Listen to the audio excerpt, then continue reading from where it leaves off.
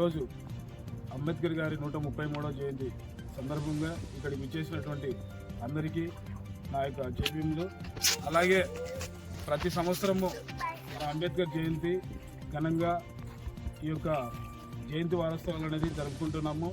ఈ సంవత్సరంతో మనము ఈ రాజుపాలెం మండలంలో ఉన్నటువంటి మండల సముదాయం ముందర ఉన్నటువంటి ఈ యొక్క విగ్రహము ఏర్పాటు చేసిన 6 సంవత్సరాలు ఈ రోజుతో పూర్తి అయినది అని తెలియజేసుకుంటున్నాను. అలాగే పూర్తి స్థాయిలో ఇక్కడికి చేసినటువంటి వాళ్ళందరికీ నా యొక్క కృతజ్ఞతలు. అలాగే మనమందరము ఎంతో అభివృద్ధి చెందాలా, అంబేద్కర్ గారి యొక్క ఆశయాలు, ఆయన యొక్క కృషి పట్టుదలతో మనం కూడా విద్యావంతులమై అన్ని రంగాలలో ముందుండి మనం యొక్క ఆర్థిక సమృద్ధిని పెంపొందించుకోవాలంటే ముఖ్యంగా ఏముండాలంటే చదువు ఉండాలి. చదువుతోనే మనము అన్ని రకాలైనటువంటి ప్రైవేటు కానీ ప్రభుత్వ రంగాలలో అయినా కానీ ప్రతి ఒక్క దానిలో మనము ముందంజ వేయగలము.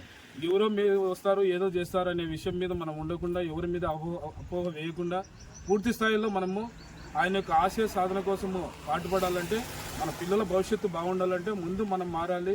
మనతో పాటు మన పిల్లలు మార్చాలంటే కేవలం మనకు ఒకటే ఒక ఆయుధం ఏంటంటే రాజ్యాంగపరమైనటువంటి మనకు అంబేద్కర్ గారు ఇచ్చినటువంటి చదువుతో మనం ఏదైనా సాధించవచ్చు. అదొక విషయం మనం గుర్తుంచుకోవాలి.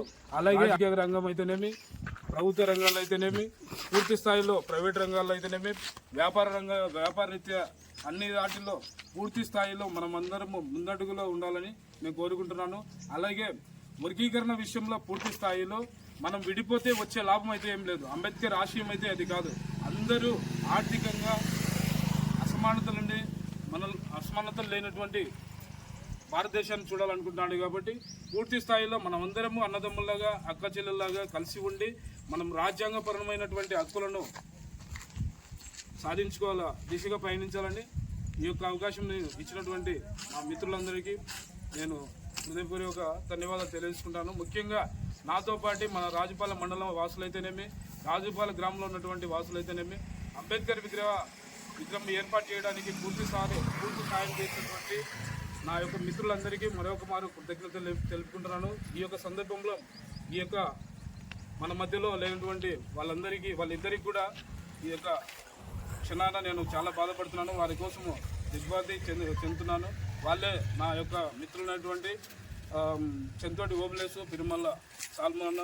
పూర్తి స్థాయిలో వాళ్ళు మన మధ్యలో లేకపోవడం చాలా బాధాకరమైనటువంటి విషయము.